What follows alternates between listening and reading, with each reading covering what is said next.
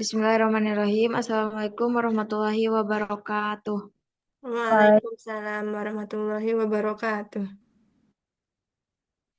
Di sini kami dari kelompok 3 akan mempresentasikan hasil analisis jurnal kelompok kami mengenai aplikasi titrasi pengendapan dan titrasi redox dalam bidang kimia industri. Sebelumnya, di sini izinkan kami memperkenalkan diri terlebih dahulu. Nama saya Isniatul Hidayah dan rekan saya Muhammad Rido, Nurhapni Masito, dan juga Triafika Farhadila.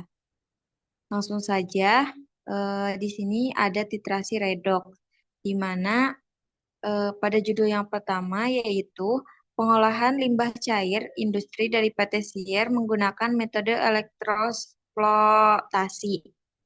Jenis titrasinya yaitu titrasi redox. Titran yang digunakannya yaitu ferroamonium sulfat dan zat yang dititrasinya yaitu sisa kalium dikromat setelah proses oksidasi bahan organik dalam sampel limbah. Kemudian indikator yang digunakan yaitu ferroin.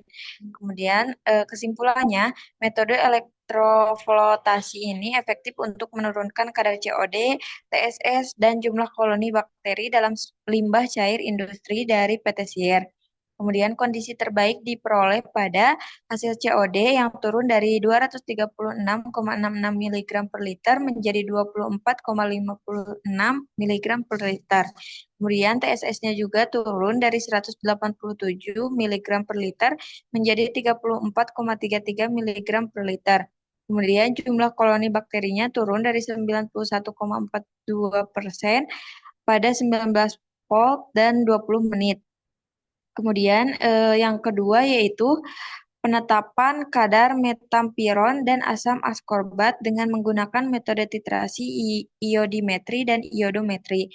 Jenis titrasi yang digunakan yaitu titrasi redox, kemudian titrasi iodimetri ini atau titrasi langsung digunakan untuk metampiron dan titrasi iodometri atau tidak langsung digunakan untuk asam askorbat. Kemudian titran dan titrat yang digunakan, larutan iodium yang digunakan sebagai titran untuk kedua jenis titrasi, dan pada titrasi iodometri, iodium dihasilkan secara in situ dari reaksi kalium iodida berlebih dengan analit, lalu dititrasi dengan natrium tiosulfat. Kemudian kesimpulannya, metode elektroflotasi ini efektif untuk menurunkan kadar COD, TSS, dan jumlah koloni bakteri dalam limbah cair. Kemudian eh pada judul yang ketiga, next Farha, itu ada analisis kadar vitamin C pada buah jeruk nipis menggunakan titrasi iodometri. Nah, jenis titrasi yang digunakan titrasi redox, yaitu iodometri, titrat dan titran yang digunakan, di mana titratnya itu vitamin C, titrannya itu iodium, kemudian indikatornya amilum. Nah, kesimpulannya, titrasi iodometri dengan iodium sebagai titran dapat digunakan secara efektif untuk menentukan kadar vitamin C dalam buah jeruk nipis.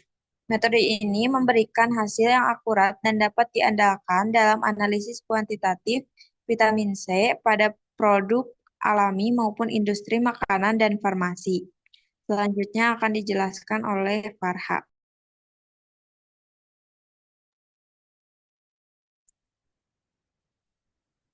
Oke, selanjutnya ini pada komparasi metode titrimetri dengan spektrofotometri UV FVIS pada analisis chemical oxygen demand atau COD, output IP, IPAL domestik berdasarkan linearitas, akurasi, dan presisi. Jadi jenis titrasi yang digunakannya titrasi redox, titrannya larutan FAS, Fe2+ atau more salt setelah reaksi dengan K2CR2O7. Terus indikatornya itu ferroin. Untuk kesimpulannya, analisis linearitas kedua metode diperoleh nilai regresi linear untuk titrimetri 0,9989, sedangkan spektrofotometri 0,991. Nah, nilai akurasi untuk metode titrimetri sebesar 111,48%, sedangkan spektrofotometri sebesar 103,11%. Nah, nilai presisi untuk metode titrimetri sebesar 1,77%, sedangkan untuk spektrofotometri sebesar 1,55%. Jadi, bila dilihat dari nilai linearitas, akurasi dan presisi metode spektrofotometri lebih baik dibanding metode titrimetri dalam mengukur nilai COD limbah domestik.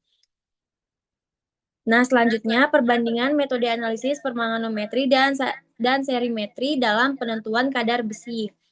Jadi jenis titrasinya titrasi redoks, analitnya ion Fe2+, titrannya larutan KMnO4 sebagai permanganometri dan larutan Ce4 serimetri. Nah, kadar ionnya 5 ppm, batas maksimum tidak disebutkan secara spesifik dalam jurnal. Untuk kesimpulannya, kedua metode titrasi permanganometri dan serimetri efektif dan memiliki akurasi tinggi dalam menentukan kadar ion Fe2+ dalam larutan. Nah, pemilihan metode dapat disesuaikan dengan kebutuhan dan kondisi analisis di industri kimia. Selanjutnya saya kembalikan ke moderator. Baik, selanjutnya akan dijelaskan oleh rekan saya yaitu Nur Hafni. Baik, untuk selanjutnya itu ada analisis jurnal mengenai titrasi pengendapan. Jurnal pertama itu judulnya, boleh di next. Jurnal pertama itu judulnya Validasi Metode Penentuan Amonium Klorida dalam Obat Batuk Hitam secara Titrimetri. Jenis titrasi yang digunakan itu ada titrasi pengendapan, argentometri, juga metode Mohar. Titran yang digunakan adalah perak nitrat dan indikatornya adalah kromat, yang dimana nantinya akan membentuk endapan merah bata Ag2CrO4 pada titik akhir titrasi. Kesimpulannya, berdasarkan hasil yang diperoleh dalam penelitian parameter uji validasi untuk akurasi, repitabilitas atau persen RSD, presisi antara persen RSD, linearitas, dan estimasi ketidakpastian pengukuran secara berurutan yaitu sebesar 100 sampai 105%, 0,5 sampai 3,4%, 6,58%, 0,9985 dan 1,42 mg per 5 mili sehingga dapat disimpulkan bahwa metode penentuan amonium klorida dalam obat batuk hitam menggunakan metode titrasi argentometri belum cukup bukti untuk dinyatakan valid karena presisi atau keterulangan belum memenuhi syarat. Untuk jurnal yang kedua, judulnya adalah Optimasi Kondisi Proses Pengendapan Hidroksida Logam, logam berat, kromium, dan nikel secara bertingkat dalam limbah cair elektroplating. Jenis titrasi yang digunakannya adalah titrasi pengendapan. Kemudian titratnya itu adalah limbah cair elektroplating yang mengandung ion kromium dan nikel. Titrannya yaitu larutan amonia 10% yang berfungsi untuk menghasilkan ion OH- untuk membentuk endapan hidroksida logam, yaitu ada kromium hidroksida dan nikel hidroksida. Kesimpulan penelitiannya yaitu pH optimum untuk pengendapan kromium pada pH 9 dengan efisiensi pengendapan 79,013%, nikel pada pH 9,5 dengan efisiensi pengendapan 99,671%, suhu optimumnya 1000 derajat Celcius untuk kedua logam. Kemudian ada waktu optimum untuk kromium 60 menit dan untuk nikel 40 menit.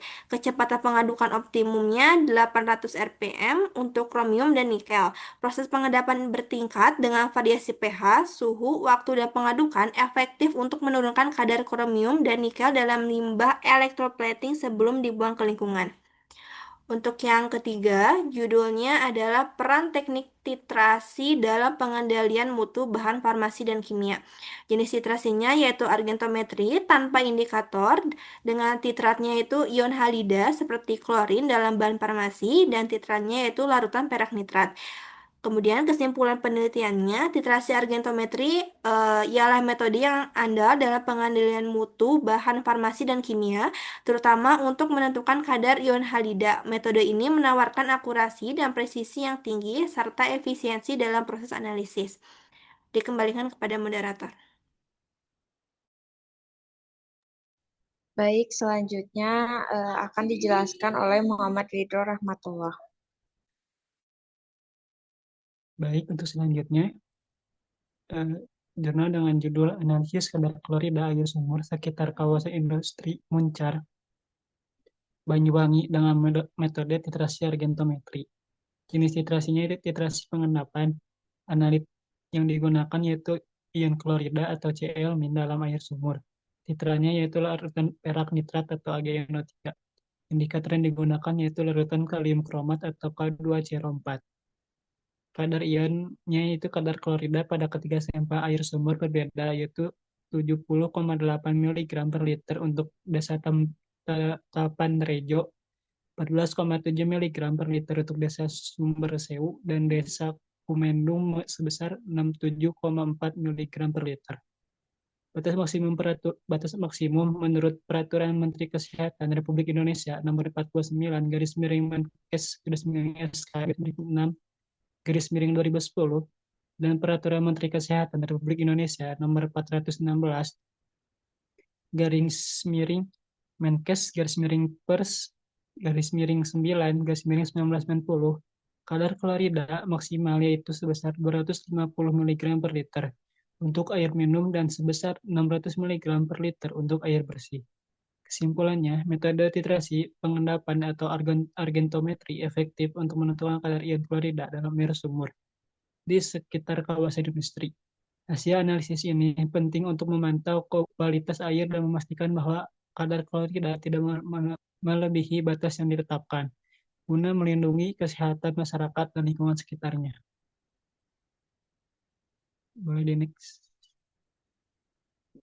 Judul terakhir yaitu pengujian kualitas air berdasarkan parameter biologika oksigen demon atau BOD dan klorida atau Cl. Untuk parameter klorida, jenis titrasinya itu titrasi pengendapan atau argentometri dengan metode Mohr. Titratnya yaitu sampel air yang mengandung ion klorida. Untuk titratnya sendiri yaitu larutan standar perak nitrat. Dan indikatornya yaitu kalium kromat. Sedangkan untuk parameter BOD atau biochemical oxygen demon, jenis titrasinya yaitu titrasi redox, metode Winkler untuk penentuan oksigen terlarut. Untuk titratnya yaitu sampel air yang mengandung iodium bebas atau setelah reaksi dengan reaksi Winkler. Titrannya yaitu larutan standar natrium tiosulfat dan indikatornya yaitu larutan pati atau amblum. Kesimpulannya, sampel B memiliki nilai BOD sekitar 1,6436